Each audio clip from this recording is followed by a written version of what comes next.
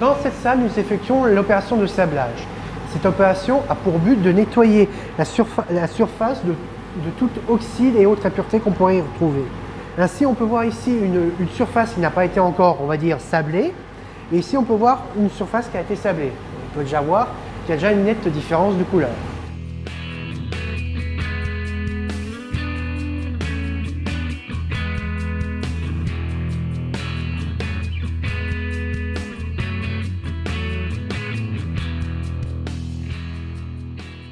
Donc ici, on est en train de faire un dépôt de nickel brillant.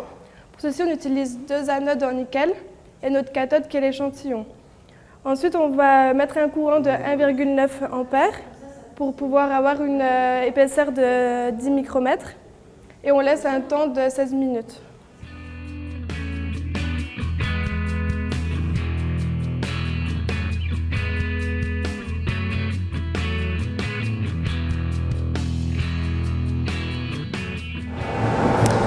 Donc là, on a déposé sur nos cadres 2 peintures à poudre différentes, donc le chrome et le gris platinium.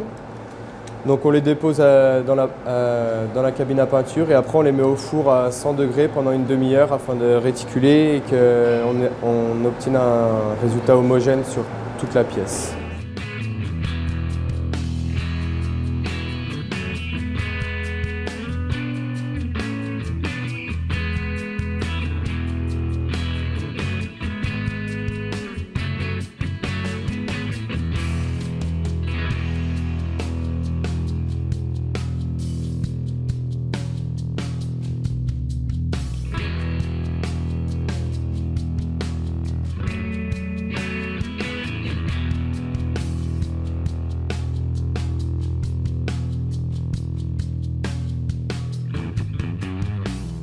Donc, suite à un essai de nickelage sur cet échantillon, nous souhaitons vérifier l'épaisseur de nickel que nous avons déposée. Nous utilisons donc une fluorescence X qui va nous permettre de déterminer l'épaisseur déposée.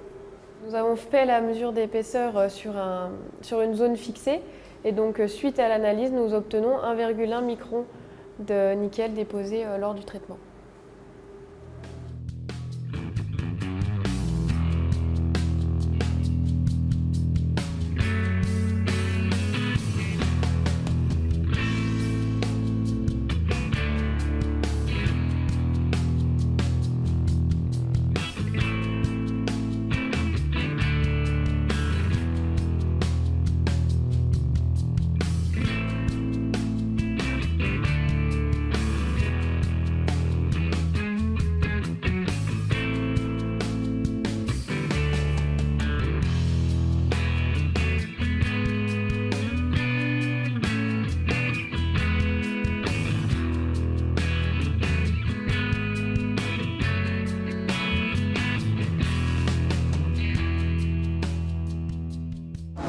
Aujourd'hui, on divise les tâches par sous-groupes, puisqu'on arrive à avoir des premiers résultats. Donc on a un certain nombre de cadres qui est terminé.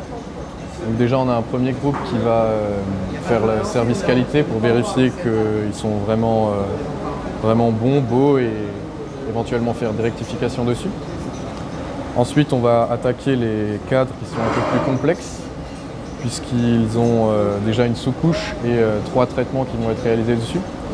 On a la ligne qui fait tout le tour de notre structure et ainsi que le 50 qui va être en cuivre.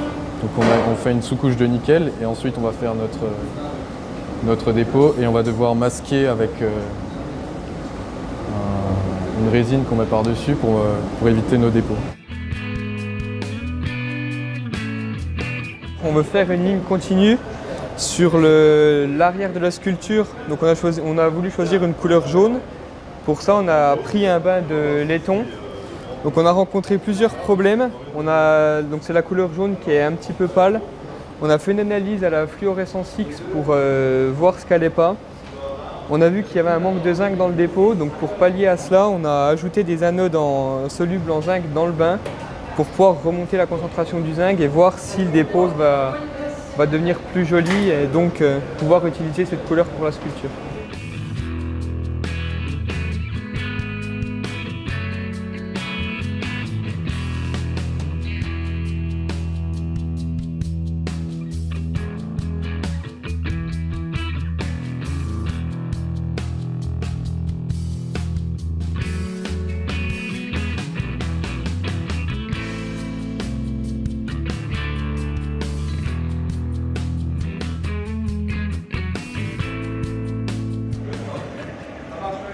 la chimie, c'est aussi faire la vaisselle.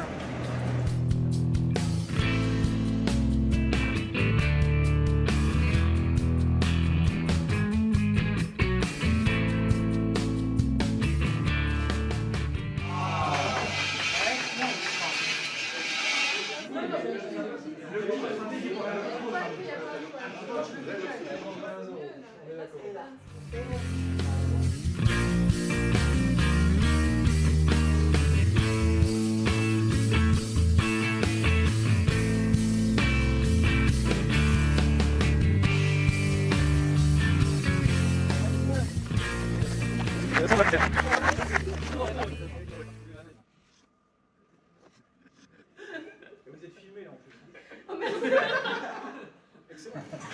Mec, on perce les cadres. Moi j'ai pas trop, vous direct. Je fais de la lumière. Quand on perce les cadres, il y a une plaque noire qui sort de presque tous les cadres. Un truc dégueulasse. Bah, il y a un peu d'eau. On va faire ça, je trouve, les gars. J'ai essayé un petit coup. Après, tu décapes.